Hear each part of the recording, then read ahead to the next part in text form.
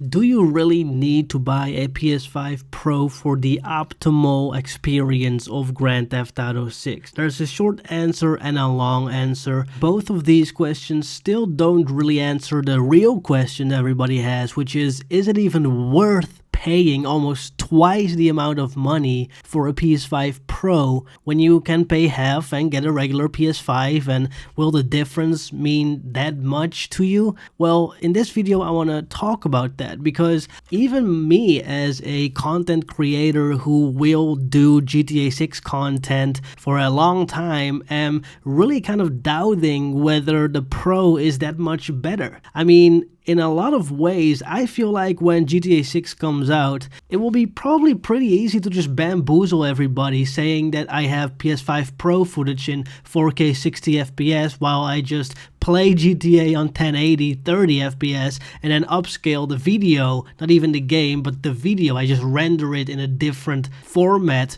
and then the audience thinks, oh, this looks way better, while it's just the normal GTA on the PS5. I really think we're at an age where this is just possible, and most people, like maybe 70-80% of the people, will just fall for it. There's a lot of comparisons on YouTube of other games right now where you have the PS5 in two different modes compared to the PS5 Pro, and these two different modes are performance, where you have more FPS, and graphics, where you have less FPS but things are a little bit sharper. And then those two are next to the PS5 Pro, and thanks to the Digital Foundry we have a comparison here with the performance and graphics modes of the regular PS5 compared to the PS5 Pro, and you see that the hair in particular is way better on the PS5 Pro. Now, does that matter a lot? In this case, for me, yeah, it looks a lot better on the PS5 Pro. But there's one counter argument to the hair being much smoother that I'm talking about when I say is it worth it, because if you just play the game and you just kind of play it, then you don't really care about the hair being more smooth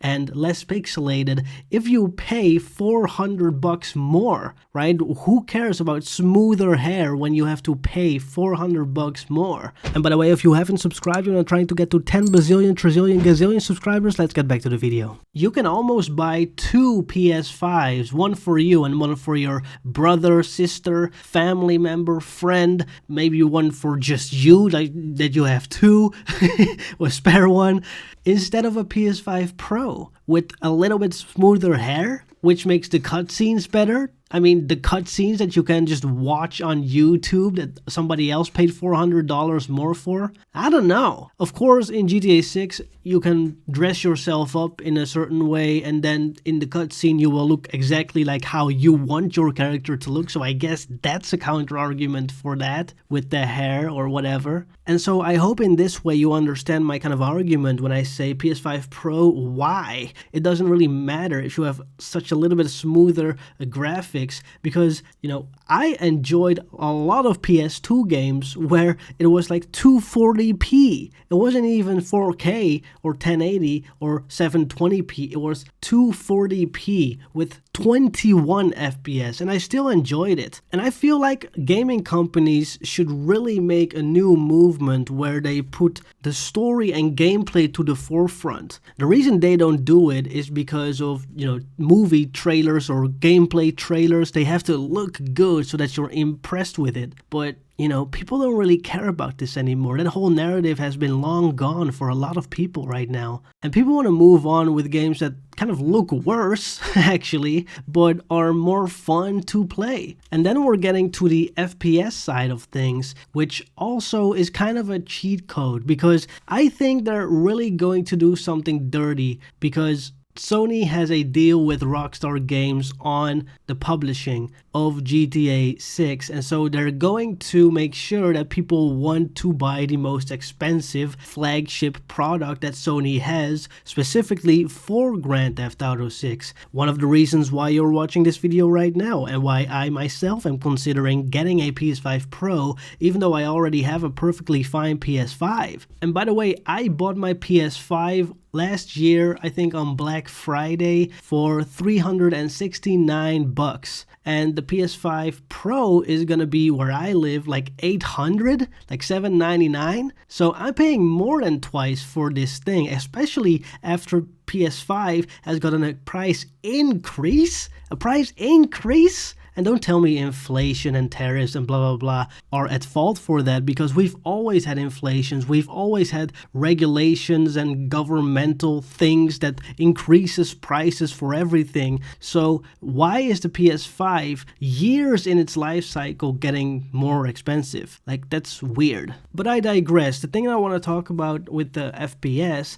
is that we have a little thing now that's very controversial, which is the frame generation option. It's in GTA 5 now, it's in most games, and there is a benefit, which is the higher FPS, and there's a lot of FPS that has been generated, and your FPS counter gives a higher number, and that's satisfying. But then there's also a trade-off, which is that everything looks a little, swooshy, wishy-washy, blurry when you move the camera. Now, I do gotta admit, does a higher FPS count for GTA? For me personally, I don't really care that much. I think 30 FPS looks just fine, but then you have this other question is, if the game is 30 FPS but you can make it 60 with the frame generation option, or you can make it even 80 with the frame generation option, would that be better? And would you mind having that trade-off with the things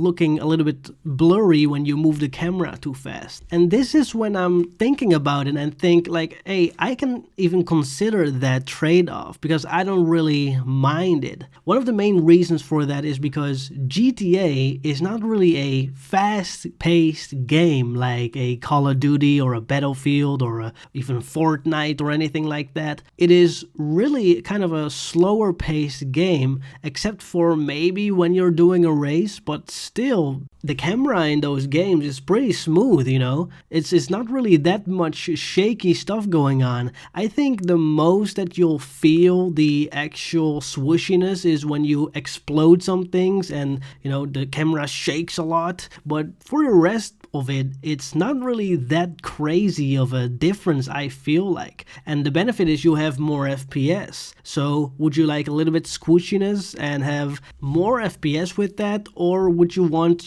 a locked 30 FPS, but everything is super clear and crisp and sharp? Now that comes to the next thing that I want to talk about, which is the optimization that Rockstar does with their Rage 9 engine. They're now at their 9th iteration of the Rage engine with GTA 6, and I don't know how well they are implementing the whole frame generation thing. Knowing that they've put it into GTA 5, it's probably going to be an option in GTA 6, but we don't know what the trade-off is going to look like, and obviously how much more FPS we're gonna get. So in terms of the FPS along with the ideal frame generation, my two questions is this: how well does the game look with and without a frame generation option? Because things like Unreal Engine, those engines have now been optimized to have developers cut corners basically, and they fix it in post with the post-processing, and frame generation fixes a lot of stuff from that, but that means that you cannot really optimize the game well because the engine is not made for it. But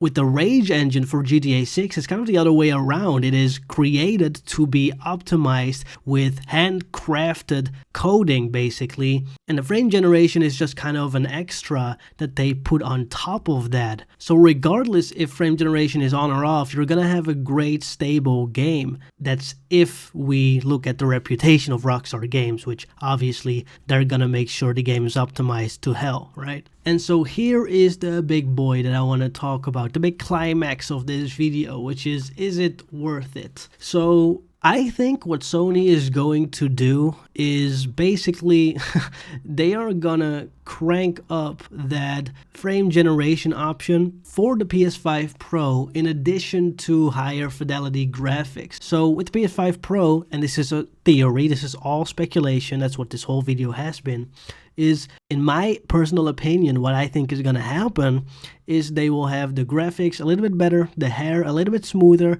everything a little bit sharper. Maybe HDR is something you can turn on only for the PS5 Pro. And then you have the frame generation making it even more FPS. So better graphics plus more FPS. And maybe they'll turn that off for the PS5 base model. And to be honest, even if they do that, in my personal opinion, I still think it is not worth for the average consumer to get a PS5 Pro. I think the base model is just fine for GTA 6, for the everyday guy who just wants to enjoy the game. I don't think those little extras will really hurt you if you don't have it, right? I don't think it's really a necessity thing. It may be a luxury thing, but even if you get the PS5 Pro, after like 30 seconds you'll forget that you even are having this better version, and you just are immersed in the world just like everybody else is with their base PS5 that's twice as cheap. So for me, I don't really care about the PS5 Pro. Will I get it? It depends on how much money I will have closer to the game. I'll probably do get it just because I want to make a video buying the collector's edition, which probably is a PS5 Pro like combined package. But then again, I can use it as a tax write-off because I make money with YouTube. So when I feature this collector's edition, I can buy it for the purpose of making that video and then have a big discount because I get it back from the tax. So yeah, I mean, that's like a business thing, right? For the average Joe, nah, just get a normal PS5. That's my opinion.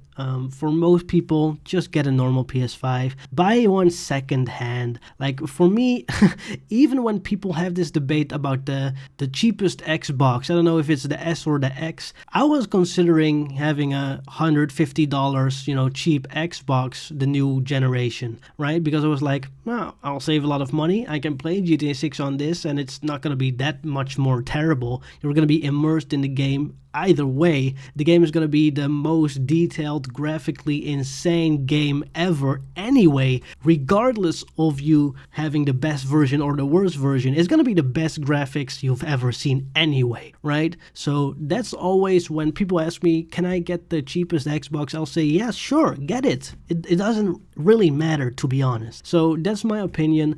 Big question for you guys. Do you agree with my opinion? Is this controversial, or is this just a normal opinion that you guys also agree with? Let me know. Thank you to all the members on screen right here for becoming a member, and thank you to SadLife for 20 for gifting a lot of those. So thank you so much, SadLife, and I see you guys in the next video. Thank you for watching. Bye bye.